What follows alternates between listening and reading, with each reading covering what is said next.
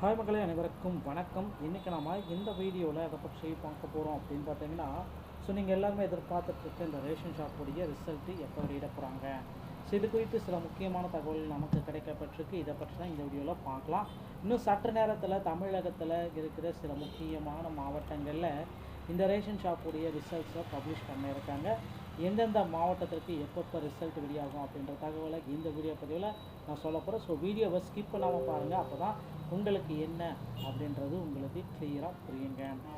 Ration shop கிட்டத்தட்ட பார்த்திங்கன்னா 6-7 மாதங்களாகவே ரிசல்ட்ஸை publish செய்யலைங்க.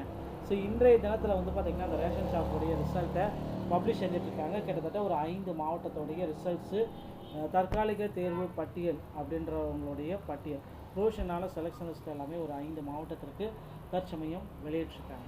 ஆனால் வெளியிட்ட நாளிலிருந்து இன்றைய தினம் வரை பார்த்திங்கன்னா பல்வேறு குழப்பங்கள்.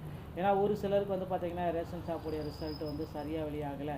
இன்னொருத்தர் பார்த்திங்கன்னா என்னுடைய மதிப்பெண்கள் எல்லாமே கரெக்டாக இருக்குது, எனக்கு என்னுடைய பெயர்கள் வரலை அப்படின்ட்டு நிறைய பேர் பார்த்திங்கன்னா நிறைய குற்றங்களை முன் வச்சுட்டு இருக்காங்க. ஆனால் பார்த்திங்கன்னா இந்த திடீரென ஒரு அறிவிப்பு, இந்த ரேஷன் ஷாப்புடைய ஆடியோ அப்டேட், சில அதிகாரிகள் என்ன கூறுறாங்க அப்படின்றத பற்றி நான் உங்களுக்கு ஒரு சில முக்கியமான தகவல்களை சொல்ல போகிறேங்க. கண்டிப்பாக வீடியோவை ஸ்கிப் பண்ணாமல் பாருங்கள். அப்போ தான் உங்களுக்கு என்ன அப்படின்றது புரியும். அதிகாரிகள் என்ன சொல்கிறாங்க அப்படின்னு பார்த்தீங்கன்னா, எங்களுக்கு அதிகாரிகள், எங்களுக்கு மேலதிகாரிகள் என்ன சொல்கிறாங்களோ அதை தான் நாங்கள் சொல்கிறோம். இப்போதைக்கு பார்த்திங்கன்னா எங்களுக்கு ரிசல்ட்டை பப்ளிஷ் செய்ய சொல்கிறாங்க, பப்ளிஷ் பண்ணுறோம். அது பார்த்திங்கன்னா சேல்ஸ்மேனுடைய ரிசல்ட் மட்டும் தான் பப்ளிஷ் பண்ண சொல்கிறாங்க. இன்னும் பார்த்திங்கன்னா பேக்கேஜருக்கு அந்த அவங்களுடைய ரிசல்ட்ஸ் இன்னும் பப்ளிஷ் ஆகலை அப்படின்னு சொல்கிறாங்க. இது பார்த்திங்கன்னா ஒரு சில மாவட்டங்களுக்கு இந்த மாதிரி நடந்துகிட்ருக்கு. சென்னை, செங்கல்பட்டு மாவட்டங்களில் பார்த்திங்கன்னா நேரடி நேர்காணலும் முடிஞ்சோட இந்த நிலையில் 38 மாவட்டத்திற்குமே ரிசல்ட் எப்போ வெளியாகும் அப்படின்ட்டு ஆவலுடன் மக்கள் எல்லாமே எதிர்பார்த்துருக்காங்க. இந்த ரேஷன் கார்டுடைய சேல்ஸ்மேனோட பேக்கேஜருக்கான ரிசல்ட்டை பற்றி தான் இந்த வீடியோவில் உங்களுக்கு சொல்ல போகிறேன். நம்ம எல்லாமே நீங்கள் பார்த்துருப்பீங்க. இந்த 38 மாவட்டத்தில் இருக்கிற தேர்வர்கள் அனைவருமே ஒரு 6-7 மாதங்களாகவே வெயிட் பண்ணிகிட்ருக்காங்க. இப்போ ஒரு வழியாக நமக்கு பார்த்திங்கன்னா 5 மாவட்டங்களுக்கு ரிசல்ட் அப்டேட் கொடுத்துருக்காங்க. மீதி இருக்கக்கூடிய மாவட்டங்களுக்கு ரிசல்ட் எப்போ வெளியிடுறாங்க அப்படின்ற மாதிரி தான் அப்டேட் எல்லாமே கொடுத்துருக்காங்க. கண்டிப்பாக பார்த்திங்கன்னா ஒரு திங்கட்கிழமை நீங்கள் எல்லாருமே எதிர்பார்த்த மாதிரி சேலம், கோவை, ஈரோடு மற்றும் தருமபுரி மாவட்டங்களுடைய ரிசல்ட்டை அதிகாரப்பூர்வமாக இணையதளத்தில் நீங்கள் பெற்றுக்கொள்ளலாங்க. திங்கட்கிழமை நீங்கள் எல்லாருமே எதிர்பார்த்த மாதிரி ஜூன் 15ஆம் தேதி அதிகாரப்பூர்வ அறிவிப்பாக மாவட்ட வாரியாக இருக்கிற இணையதளத்தில் திங்கட்கிழமை காலை 10:30 மணி அளவில் 38 மாவட்டத்துடைய ரேஷன் ஷாப்புடைய ரிசல்ட்டும் வெளியாகலாம் என்று எதிர்பார்க்க முடிகிறது. அப்படி இல்லை அப்படின்னா கோவை, ஈரோடு, நாமக்கல், தருமபுரி இந்த 4 மாவட்டத்துடைய ரிசல்ட்டு இந்த மாவட்டத்துடைய டிஆர்பிடி இணையதளத்தில் உங்களுக்கு வெளியிடப்படும் அப்படின்றத நமக்கு அன்அஃபிஷியலாக அதிகாரிகள் வாயிலாக ஆடியோ அப்டேட்டை கொடுத்துருக்காங்க. இந்த மாதிரி ஒரு ஆடியோ அப்டேட்டில் பார்த்திங்கன்னா நீங்கள் நிறைய பேர் கன்ஃபியூஸாக சொல்லியிருப்பீங்க.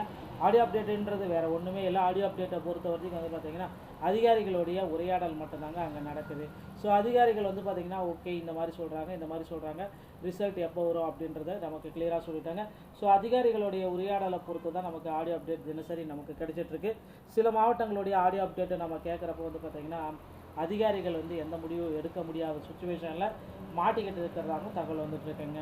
ஏன்னா எங்களுக்கு மேலதிகாரிகள் என்ன சொல்கிறாங்க, அமைச்சர் என்ன சொல்கிறாங்க, அதை மட்டும் தான் நாங்கள் கேட்க முடியும். அவங்க பப்ளிஷ் பண்ணுங்கள் அப்படின்னு சொன்னாங்க, பப்ளிஷ் பண்ணுறோம்.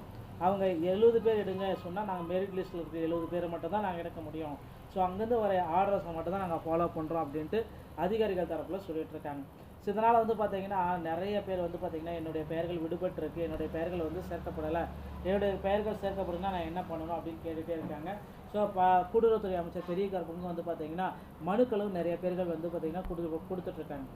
நான் இன்டர்வியூ எல்லாமே கரெக்டாக அட்டன் பண்ணியிருக்கேன், என்னுடைய இன்டர்வியூவில் என்னுடைய செலெக்ஷன்ஸில் என்னுடைய பெயர்கள் வரல அப்படின்ட்டு திருப்பத்தூர் மாவட்டம் உள்ளிட்ட மாவட்டங்கள் சேர்ந்த மக்கள் மனுக்கள் கொடுத்துட்ருக்காங்க.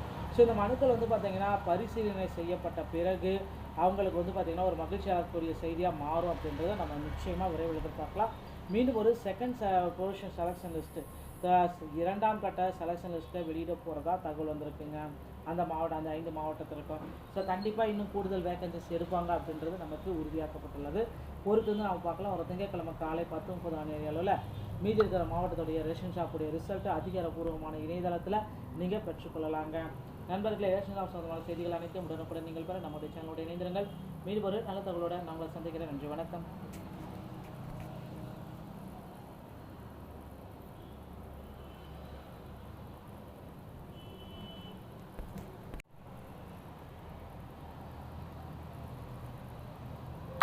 ஹாய் மக்களே, அனைவருக்கும் வணக்கம். இன்றைக்கி நம்ம இந்த வீடியோவில் அதை பற்றி பார்க்க போகிறோம் அப்படின்னு பார்த்தீங்கன்னா, நீங்கள் எல்லாருமே எதிர்பார்த்துட்டு இந்த ரேஷன் ஷாப்புடைய ரிசல்ட்டு எப்போ வெளியிட போகிறாங்க. இது குறித்து சில முக்கியமான தகவல்கள் நமக்கு கிடைக்கப்பட்டிருக்கு. இதை பற்றி தான் இந்த வீடியோவில் பார்க்கலாம். இன்னும் சற்று நேரத்தில் தமிழகத்தில் இருக்கிற சில முக்கியமான மாவட்டங்களில் இந்த ரேஷன் ஷாப்புடைய ரிசல்ட்ஸை பப்ளிஷ் பண்ணியிருக்காங்க. எந்தெந்த மாவட்டத்திற்கு எப்பப்போ ரிசல்ட் வெளியாகும் அப்படின்ற தகவலை இந்த வீடியோ பதிவில் நான் சொல்ல போகிறேன். ஸோ வீடியோவை ஸ்கிப் பண்ணாமல் பாருங்கள். அப்போ தான் உங்களுக்கு என்ன அப்படின்றது உங்களுக்கு கிளியராக புரியுங்க. ஸோ ரேஷன் ஷாப் கிட்டத்தட்ட பார்த்திங்கன்னா 6-7 மாதங்களாகவே ரிசல்ட்ஸை பப்ளிஷ் செய்யலைங்க. ஸோ இன்றைய தினத்தில் பார்த்திங்கன்னா அந்த ரேஷன் ஷாப்புடைய ரிசல்ட்டை பப்ளிஷ் செஞ்சிட்ருக்காங்க. கிட்டத்தட்ட ஒரு 5 மாவட்டத்தோடைய ரிசல்ட்ஸு தற்காலிக தேர்வு பட்டியல் அப்படின்றவங்களுடைய பட்டியல் ப்ரொவிஷனால செலெக்ஷன் லிஸ்ட் எல்லாமே ஒரு 5 மாவட்டத்திற்கு தற்சமயம் வெளியிட்டிருக்காங்க.